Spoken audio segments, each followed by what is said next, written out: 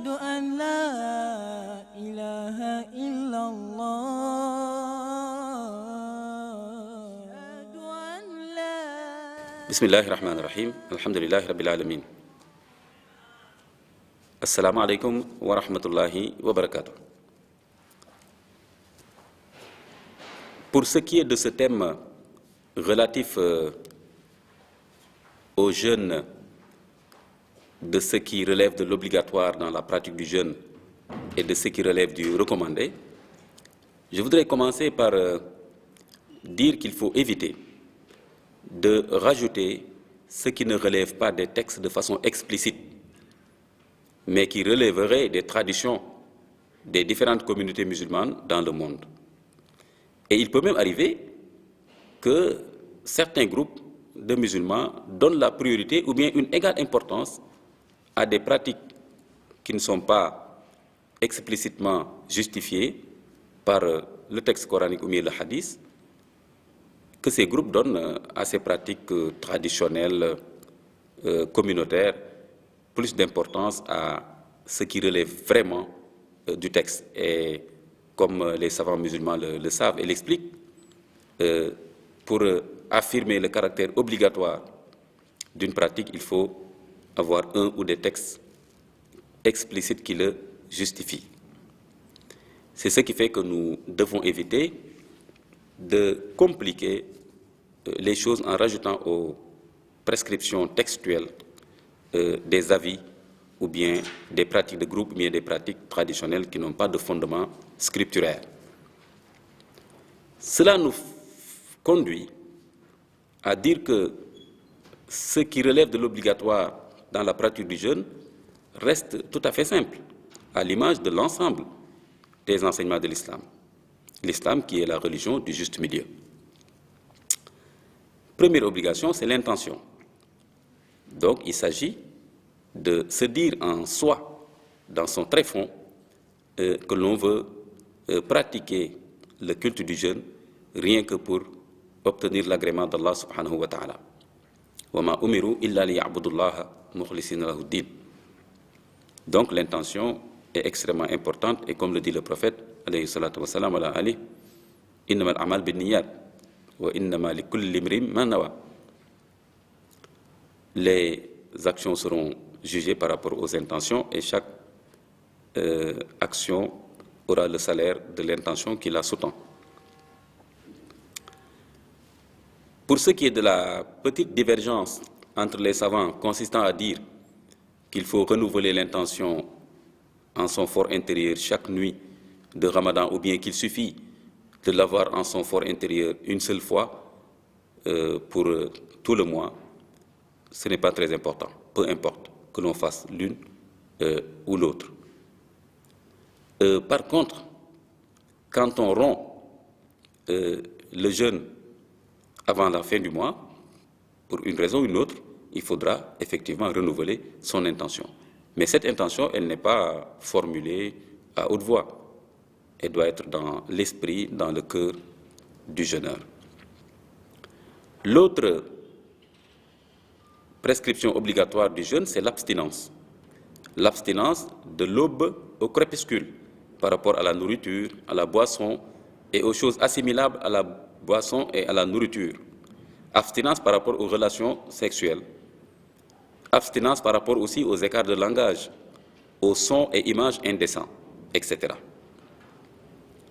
Pour ce qui est des prescriptions recommandées qui sont associées au jeûne ou sunna, il faut dire que la pratique de la charité, qui est en tout temps enseignée par l'islam, doit être renforcée durant le temps du jeûne.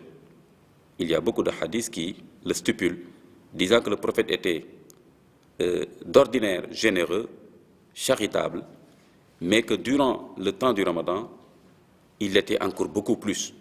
Il ne retenait rien dans sa main. Tout ce qui lui venait par la main droite, il le donnait immédiatement par la main gauche. Et surtout, c'était en rapport avec le Coran, c'était surtout quand Djibril venait faire la révision du Coran avec lui chaque nuit du mois de Ramadan. Autre prescription recommandée du jeûne, qui est associé au jeûne, mais qui n'est pas le jeûne en tant que tel, c'est d'offrir la rupture aux pauvres comme aux nantis, ce qu'on appelle le iftar. Donner la rupture, éviter quelqu'un ou bien lui donner du repas ou bien de l'argent pour assurer sa rupture. C'est le iftar qu'on donne à autrui et c'est une prescription très recommandée par les hadiths. Autre prescription recommandée, c'est le i'tikaf.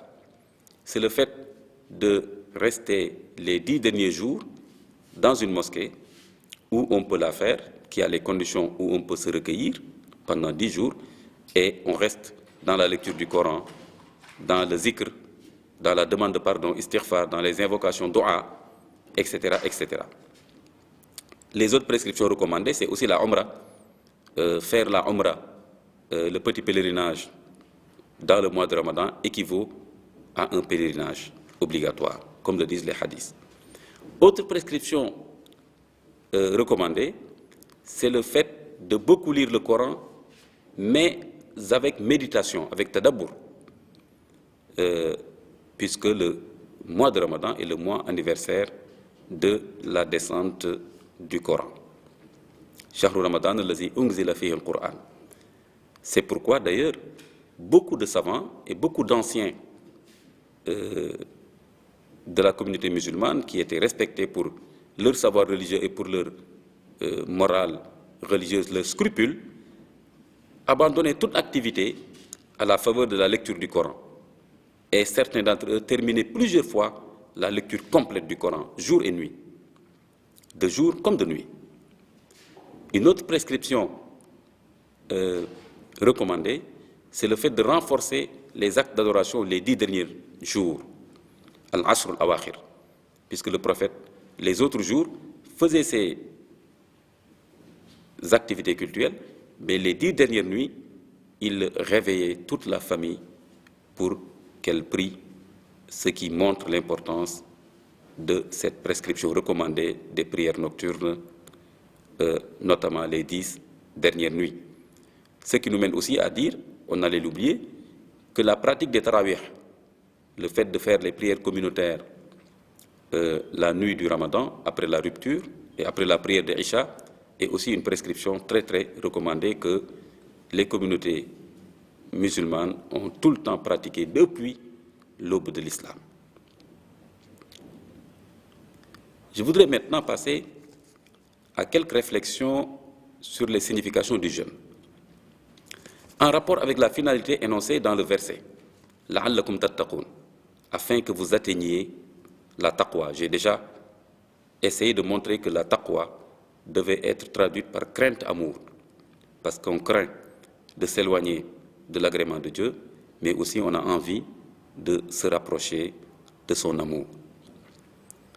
Fuir la colère de Dieu, ne pas vouloir créer de distance avec Dieu, cela doit se faire concrètement par le respect de ses commandements, ce qui implique nécessairement de se libérer de l'emprise carcérale du nafs, c'est-à-dire de la passion.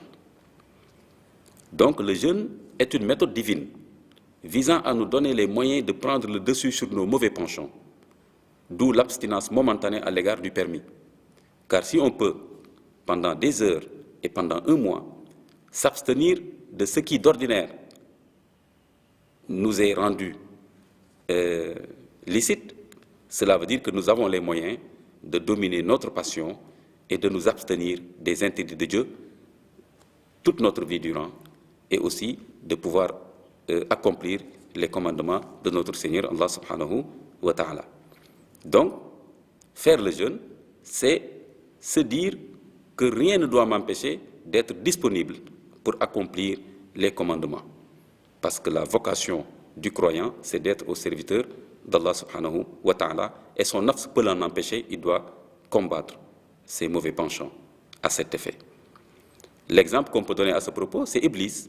Iblis qui s'est laissé dominer par l'amour de soi, par l'orgueil, par l'infatuation de sa personne, et au lieu de respecter le commandement d'Allah subhanahu wa ta'ala, a plutôt vu du mépris, éprouvé du mépris pour Adam. Il a fait hors sujet, car le sujet c'était pas Adam, ni la nature de feu de Iblis ou bien la nature d'argile d'Adam, mais ce qui était en jeu, c'était accomplir ou non le commandement d'Allah subhanahu wa ta'ala. Contrairement à l'échec de Iblis, Ibrahim, alayhi salatu wassalam, a été un vrai croyant, mu'min, un vrai soumis, musulman, un vrai bienfaisant, muhsin, car il a accepté, sans regarder son ego, sans tenir compte de son amour pour son fils, il a accepté de l'immoler par ordre de notre Seigneur Allah subhanahu wa ta'ala.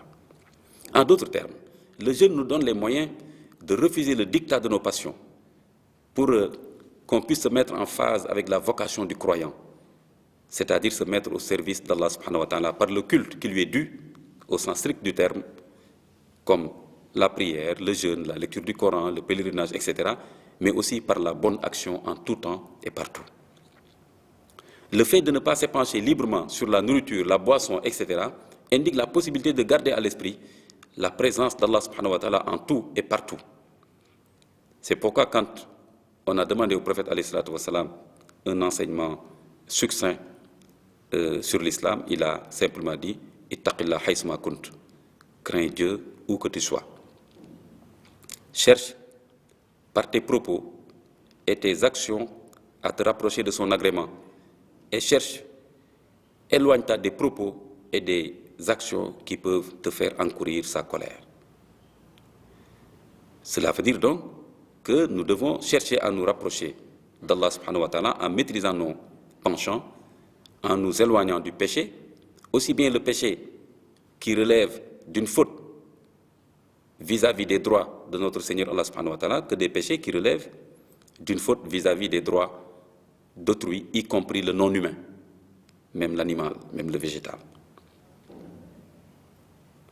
La signification de liberté est portée par le jeûne, puisque par le jeûne, nous pouvons échapper au mimétisme consumériste, publicitaire, au superflu, pour penser à l'autre moins nanti que nous, ce qui nous conduit à une solidarité agissante. Il y a aussi un rapport entre le jeûne et la bonne gouvernance. Regardez, le deuxième calife sur terre, nommé par le Coran après Adam, c'est Daoud. Comme le dit le Coran, Ya Daoud, inna ja'alnaka khalifatan fil ard. Fahkum bayna nas bil haqq wa la tattabi' al hawa.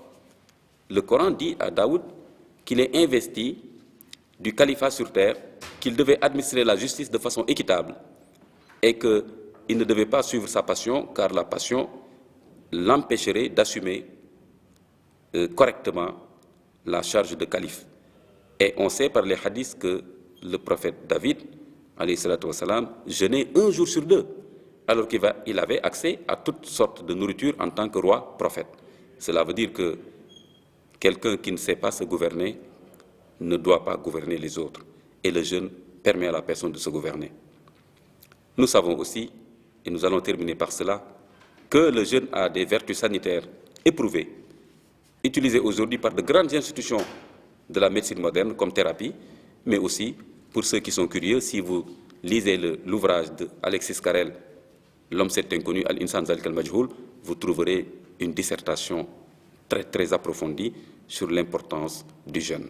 Wassalamu alaikum wa rahmatullahi wa barakatuh.